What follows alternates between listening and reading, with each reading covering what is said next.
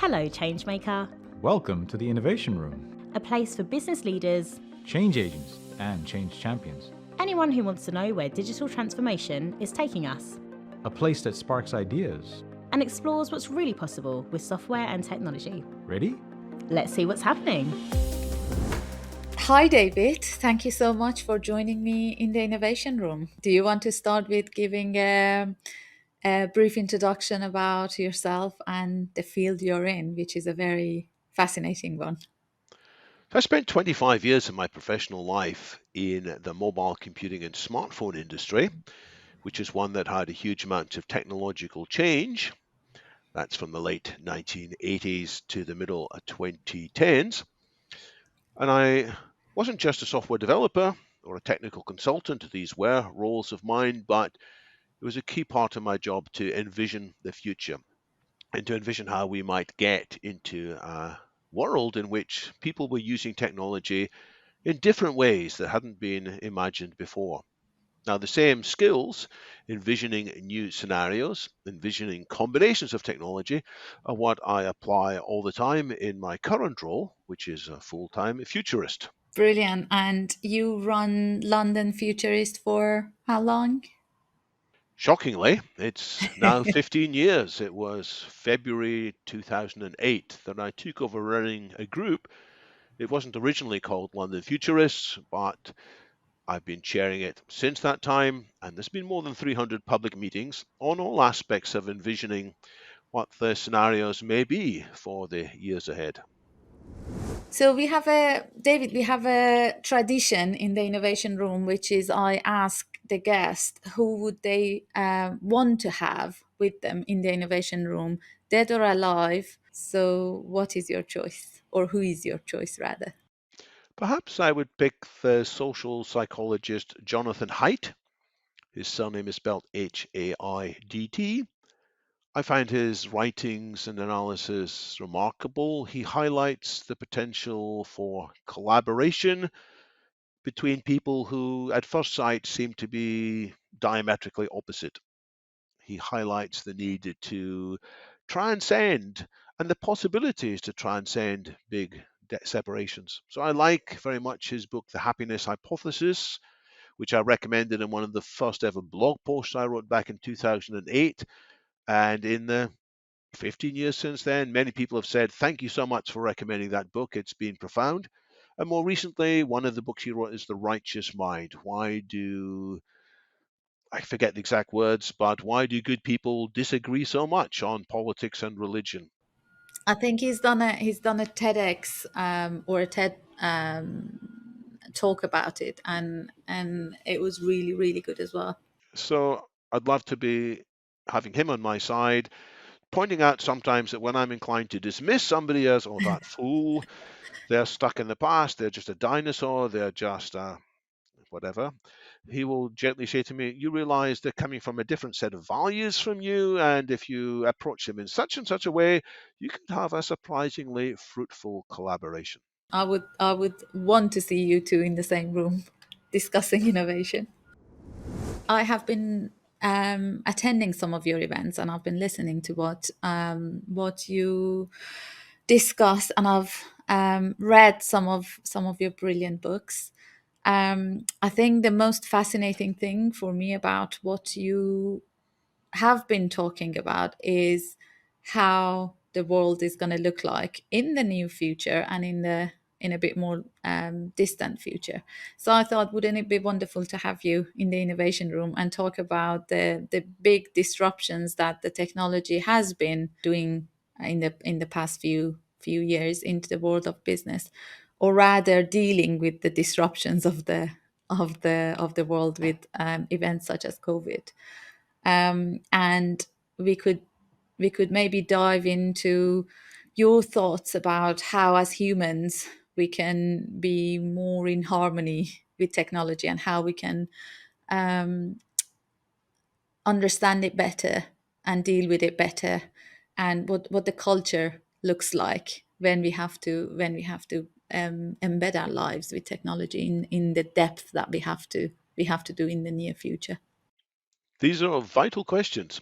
Technology, whether we like it or not, is going to play larger and larger roles in virtually every aspect of our lives. We already use it to form connections to possible intimate partners, to find our new jobs. We watch it, we use it to get recommendations for what books to read, what movies to watch, what box series to immerse ourselves in. We use it all the time that we write, and increasingly we're going to use it in all aspects of our work. And it could be wonderful, but it could be terrible. And what determines whether it's wonderful or terrible is largely whether we anticipate things sufficiently astutely and whether we're able to coordinate sufficiently strongly and sufficiently resiliently in order to steer technology in the better direction rather than in just more direction. You have been in the field for long enough to be able to reflect on it. So, what's your reflection on how, as human race, we have been able to anticipate in the past, whatever, 20 years, in terms of technological advancement, and how we have been able to react? So we're still caught out many times because of this weird exponential curve thing. You know, a lot of change happens slow, a bit faster, but still quite slow. And then it can break through, burst through quite shockingly.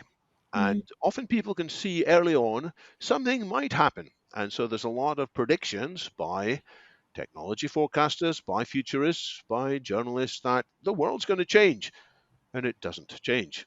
And well, it doesn't change much. And the new technology seems a bit weird. It's only something for geeks. It's not very simple. It needs a lot of effort to configure it. And by the way, there's no good applications for it. You know, it's a kind of cool technology, but so what? And mm, then people will tend to dismiss it. And then once enough things come together, and we might talk about that, it's not just the raw power of the technology, but once there are killer applications, it's a word that's sometimes used, once there are breakthrough services, once it's sufficiently easy to use, then things can change more quickly than people had mm, anticipated. So, how well do we foresee? We often have glimpses of what might come next, but the timescales often catch us out. So, even taking AI, which is a mm, field that's often been predicted, in the last few months alone, many forecasters of AI have been shocked at quite how quickly AI has been changing.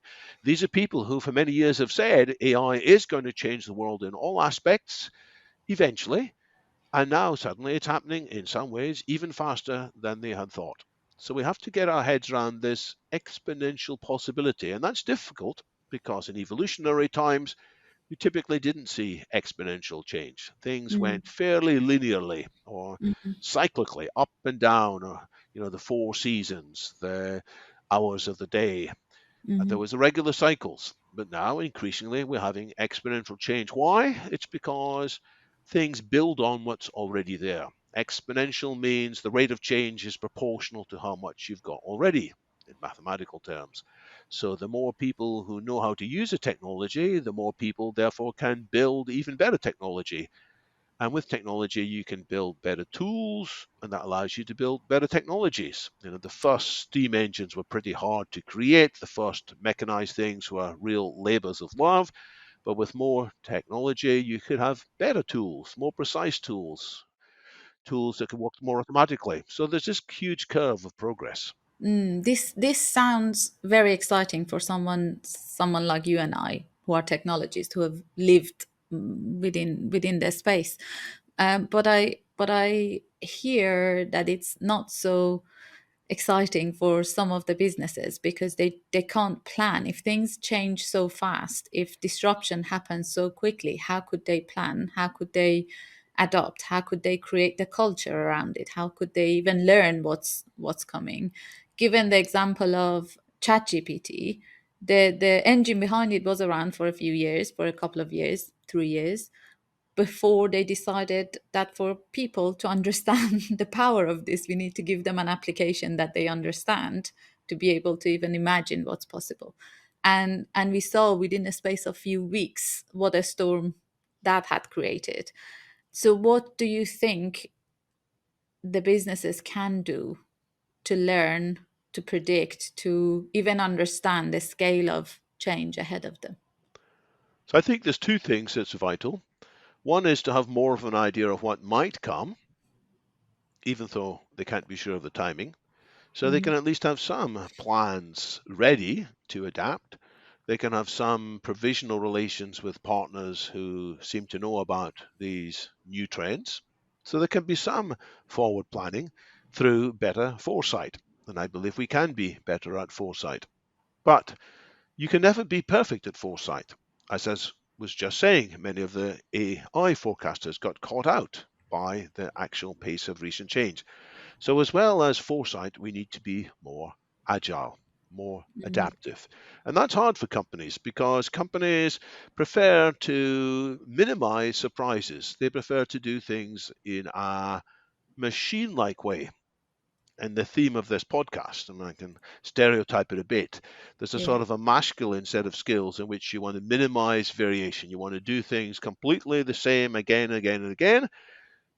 I used to learn about Six Sigma, which is you want to minimize the chance of things running differently. And that makes sense if it truly is a predictable world and you know exactly what your customers want and there's no questions of the market changing significantly. However, in a world in which there are unpredictable disruptions, Mm-hmm. you need to be able not to minimize surprises, but to adapt to the surprises. You need to be able to design not for efficiency and performance always, but for resilience and for openness. And I might somewhat cheesily call that a feminine set of skills. Now, Mm-hmm. companies need both. And it's very tempting for them to say, gosh, this uncertainty is so difficult. Therefore, we're going to try and push it away. We're not going to do that. We're going to try and be sure. We're going to be the best in a machine like way. But I have to say, first of all, you can be better at the agile stuff. It won't come better overnight. You won't get better just by thinking about it, or even, dare I say it, by listening to a few podcasts about it. But you can acquire the skills step by step. In other words, you can learn the skills of agility in an agile manner. And the key to that is breaking things down. So instead of having a large project and say, well, AI might change my business, Chat GPT might change our business, let's spend the next 2 years investigating it. That's the kind of a big company mentality, an alpha male mentality. No, we can't do that. What you have to Mm-hmm. do is say, let's in the next 3 weeks learn a bit about ChatGPT. We're not going to become world experts in it, but we're going to find out at least what some of the drivers and brakes. What are the accelerators that can speed things up? What are the brakes that can slow things down? And in 3 weeks, you'll find out a little bit. And so you gradually develop innovation, foresight muscles. And I think it's really interesting in a sense of even understanding technology might help with prediction of what might happen to the business in not so long future. So in terms of say things like let's think about the training of our staff. What skills do they need? What training courses we need to send them to? Um, I think, for example, at the moment, businesses should be thinking about how do we train our staff properly in technology, in the application of AI. We are not going to make them AI specialists. We are not going to make them developers who can develop AI models. They need to just understand how to think that AI could change their business, to be able to just identify the opportunities or the challenges they might have. I think that the example that made me laugh the most in the past few weeks is the reaction of educational institutions to the possibility of students at any level using ChatGPT to cheat on their exams. And we've seen interactions from or reactions from let's ban ChatGPT in the school, and they have done it. There are schools that ban the technology. Two, we need to get ChatGPT or the similar AI models to be able to recognize the cheating. And to me, they're all too wrong side of the dealing with technology. It's not about banning it. It's not about finding who's cheating with it. It's about the exams need to change now. So we need to fundamentally change the way we are living our life, because now we need to live in harmony with something we haven't lived before. So that's a big shift. What do you think of that, and how do you think businesses can, if you agree with me or disagree, what do you think businesses can build those kind of muscles? Well, I agree. There's a lot of new skills that need to be learned, and I'll give the same advice again, which is don't go on a 2 year training course, go on a 2 hour training course to start off with. Learn something about it. Become at least a little bit familiar rather than trying to become a deep expert. Because by the time you become a deep expert, it's probably no longer the single core skill that was important.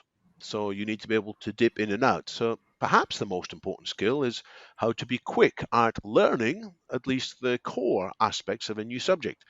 So perhaps the most important skill is learning how to learn, which includes learning how to unlearn, which is when Mm-hmm. some things that served us very well in the past are now hindrances or blockages. Learning how to relearn, which means putting new information in that place. So perhaps that's the most important skill of all. And in terms of what education should be structured, it's a great shame when in school somebody says to you, don't copy, because in real life we thrive by copying, we thrive by collaborating. Now, I understand why teachers are saying that. They want to ensure that people go through the discipline to individually learn a subject, not because it's good for us to have all the dates in our heads. You know, the Battle of Hastings happened in 1066, the Battle of Bannockburn in 1314. That's one of interest to Scotland, by the way. That's probably not of interest to the rest of the world.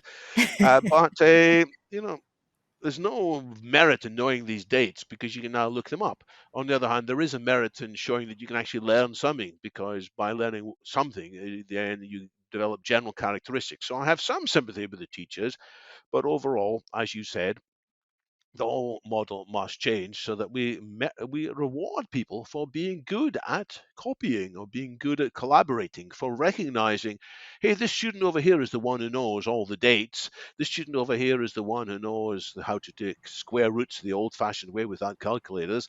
This one over here is the one who is a great coach on emotional resilience. And so you go and you can copy, you can model. So that being able to copy is an important skill as well. So I would put on my list of vital skills for the next few years, not just learning how to learn, but picking the right collaborators and figuring Mm-hmm. out how to indeed collaborate with all possible collaborators, because in each case, sometimes you need a different approach. Education absolutely needs to change. It was targeted the old mechanistic days. How would you see the future of, like, what do you see in the future of education? Because I've read your book about politics, and that's fascinating, and that's not a recent book, so I assume if you wanted to do like a more recent version, you've got a lot more interesting stuff to add to that. But what do you, because I see education being very very also connected to the politics, so if the politics changes, probably the education will change faster, or has the potential to change faster. But what do you see as a futurist? Well, I sometimes say that the three things the world most needs are: one, a better vision for how things can truly be wonderful if we get the relationship with technology correct. Second, a better politics, and I sometimes say that the route to a better future inevitably involves improving politics. Because if politics remains dysfunctional, if it remains tribal, if it remains overly populist, which means imagining that a great leader somehow is in touch with the people in a way that all these other politicians over there aren't in touch. And so we have to reform and use technology amongst other human skills to improve politics. But then, thirdly, we have to transform the skills that people are learning. I actually have a project called the Vital Syllabus, where Mhm. I list 24 areas and I provide in each case some materials. I point to materials I found on the internet and some that I've created myself as guidelines as to what people should be learning. And yeah, we should still be learning maths, but we should be learning more about, for example, exponentials, and about Mm, probability and statistics, and about games theory, which has a mm, lot to imply mechanisms for cooperation. So we should learn maths differently from before. we should learn not just the results of science, but we should learn more about the philosophy of science, which means, well, what is it about science that can make it a reliable guide to what's true? Rather than just saying, hey, H2O is water, CO2 is carbon dioxide. That's some of the outcomes of science. So I think we have to be much more agile, and we have Mhm. to move away from thinking education is something that happens between the ages of 5 and 24, and instead it's something that happens all through all of our lives, that every day we have to find some time to learn more. And yeah, it's a vital thing rather than just something that we do and dust. And I think it's getting more and more complicated because when it's limited to a certain age with certain prior knowledge or lack of certain prior knowledge, um, creating programs and courses and delivering them is so much more easier, especially if they're not going to change. So look at what people are learning at, you know, whatever, up until year 11, and then from there to their end of A levels, and from there when they go to uni, it doesn't change so much, or it hasn't needed to change so much. But thinking about what the AI is doing, like in the next, say, 3 4 years, the medicine field could be completely different. The legal profession, education could be completely wiped out. Do we need a lawyer anymore if the AI is changing the way, like progressing the way that it is, and if it's going to be only exponential? So the challenge of what does even a university mean, what does even an education system and education course mean? How much time do we have to develop those courses? How much time do we have to have teachers and tutors who can teach them? That could end up being a very chaotic space. Well, we need to be quicker. We need to become better at more quickly updating our course materials. And that's something that's a bit of a drag, because the tempting thing is just to redo last year's course, which was a read version of the previous year's course. When I do presentations, which I do quite a lot, of course, I dig out an old presentation and customize it, but I always insist for my own sake that I modify at least one slide, and often several Mm. slides, to bring them more up to date, to revise the examples. But sometimes I find that the emphasis is no longer quite appropriate. Things have moved on. So everybody who is involved in education needs to become more comfortable with updating material. And that involves, all these changes involve an emotional confidence, because whenever you change things, you have a risk of making it wrong. You have a risk of uh, accidentally breaking things. And none of us like to make mistakes. We all like to think, well, this worked well last time, I'm going to use it again, it's going to work well again. But no, we have to have more confidence that if we make a mistake, it's not the end of the world, provided it's not a huge mistake, that is. So I'm not going to say, let's just move fast and break things regardless. If there are risks of major uh, disasters occurring, I'm not going Mm. to applaud that.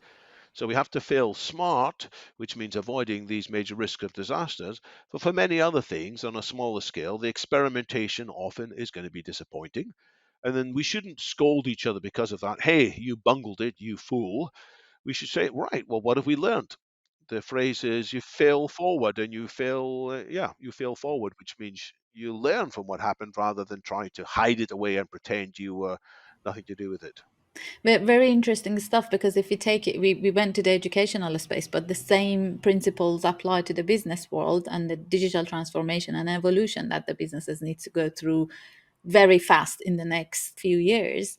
And a lot of what you just said apply to the businesses and their digital transformation, the agility of learning, trying and be open to get something wrong, and it's not anybody's fault. It's the nature of the technology. If you don't act fast, if you're going to take a long time to decide what you're going to do with the technology, then you're missing the point of taking advantage and evolving as an organization.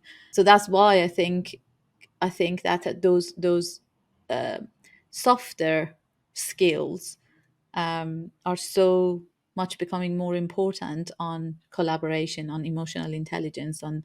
But I'm like you, I don't agree necessarily they are feminine, but they are associated with female character. But I've seen many male colleagues that they master those skills, and you can see how wonderfully they apply, and how their business digital evolution is very, very successful. So what can we do as humans to learn these better? What is going to, you said this, don't try to like go really, like you can't do it overnight, like you need to do it in an agile way, you need to learn it step by step. What advice do you have for people, um, given you have been in the field? Well, one way is you get better foresight by having a more realistic hindsight. Actually, things have happened in the past which are, of course, different from the challenges of the present, but there is sometimes the same patterns. There's a resonance. I think it was Mark Twain who said the future doesn't repeat, but it rhymes. Mm, And so it is worthwhile having a more nuanced, realistic understanding of what happened in the past. And sadly, some of our pop journalists mislead us here by portraying various people as heroes, when in fact the process by which their companies achieved success was often more complicated. There were failures along the way. Sometimes people say, oh, the way to succeed is copy Apple. What did Apple do? They thought differently. Hey guys, think differently, you will succeed. But Apple's success, I argue, and I think it's worth people studying it and knowing about it, arose from combining a whole bunch of different skills together. And so I tell in some of my more recent books, for example, Vital Foresight, which mhm. is in some ways a rewrite of the book you mentioned earlier, Samaya. Yeah, You said my yeah, book on politics, yeah, Transcending Politics, which I wrote, yes. published in 2018, which is only 5 years away, but I updated significant parts of it and I wrote more about the hindsight parts, referring to Mhm, the examples of Microsoft and Google and Amazon and many other companies, including Apple. That was in my book, Vital Foresight, which I brought out in 2021. So understanding what happened in the past, but not in a kind of a worship thinking differently or worshipping moonshots. You know, this is another thing. It's sometimes Silicon Valley says, hey, brother, let's make a moonshot. That's going to make things different. It turns out the moonshot project, the original one, was very complicated. And there's a whole bunch of skills that Kennedy and his team brought out there. That's mhm, also in my book on Vital Foresight, a deeper dive mhm, into there. So, understanding of the past can help us. But of course, we have to then try ourselves. And how do you try it? Bit by bit. And so you should form groups with a small team and explore a bit about the future. So if you think chat GPT or I don't know, a part of blockchain or some new kinds of AI, and there's many new kinds of AI we might touch on. If you think, well, this might change my business, then have a small team and get them to report back in perhaps 3 weeks or maybe 6 weeks or maybe 2 weeks. Find out something in that time and make a recommendation. This is how it could change our business. So that's Futurism 101, studying a trend, looking at its accelerators and brakes, looking at its canary signals, which is what you might notice that would cause you, oh my goodness, this canary's fallen off its perch. This is what miners, human miners, used to take underground. This means the air is changing, the world is changing. So you could do that. That's Futurism 101. Futurism 201 isn't just individual trends. It requires maybe another, we might say, a feminine skill, spotting combination. Spotting, it's not just this trend here or even that trend there, it's how they come in combination that suddenly there are new possibilities. And so you look at what futurists call scenarios. And a mhm, scenario is not something that will definitely happen. That's not the point. Nobody's trying to say this is what the future will definitely bring about. That's something to run away from, by the way. If you see a futurist who says, well, in 2028, this is going to happen, and in 2032, this is going to happen, be cautious. Unless yeah. they're saying this is just a thought exercise, this is just a Gedanken experiment, and then you can go with it and stretch your brains. So you do an exercise in a scenario. If this scenario were to happen, how could we adapt? How could we avoid being crushed? How could we switch? What could we stop doing? So this is a kind of a negative combination, not just adding things in, But to go into the future, sometimes you got to give things up, things which previously you thought of as being core to your self identity, but sometimes you can give them up and flourish in a new way. And so if you can do that, have that thinking through, that will help you a lot. And I think this is one of one of the first things I learned from attending your events. And I think it was, and if my memory helps, I think it was something about aging, and how you're all going to live, or if you're going to live till 125, what the world is going to look like, and what are going to be the challenges, what are going to be the opportunities, what should we do, what should we think about if that's a possibility. And I remember walking out of that meeting and thinking to myself, oh God, what am I going to do if I have to live till I'm 120? Like, how do I prepare myself for living that long? And that just that thought of like, what the world is going to be like, what am I going to be physically able to do, not able to do. Well, I rather, if I'm going to live till 125, the science has improved so much that they can replace my body with new parts or regenerate it so I can still have a quality of life. And those, I think those are what you're talking about, that you don't need to take it as it's going to happen.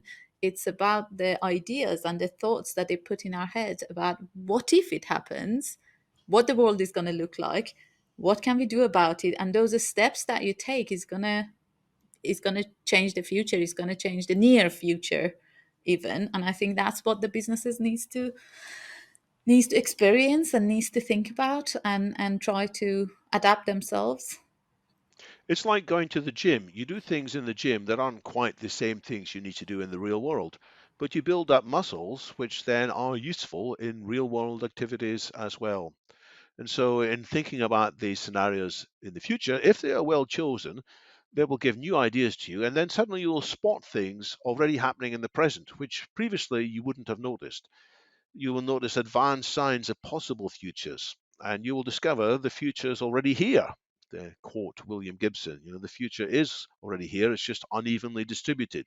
But if you've been through these scenario exercises, you can spot things, and then you won't be overcome by future shock, to use another phrase that futurists often trade. This is from Alvin and Heidi Toffler, husband and wife team, who together wrote the book Future Shock 40 years ago, perhaps.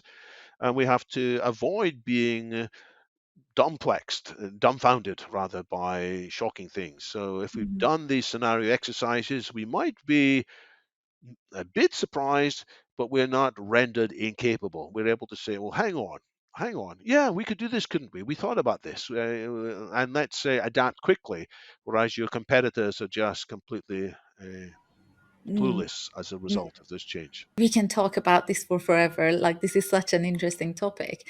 But to leave our audience with something that they can keep thinking about for a while, what are the trends that you're seeing for the near future? Not like, let's say, like, let's limit it to like 3 to 5 years. What do you think is gonna, the changes that we're gonna see in the business world? The most important thing is that whatever your listeners think AI is going to do in the next 3 to 5 years is probably going to have even bigger changes. It may not do everything that people are forecasting, but it's likely to have more capabilities more quickly than most people expect. We've gone through two tipping points in AI capability.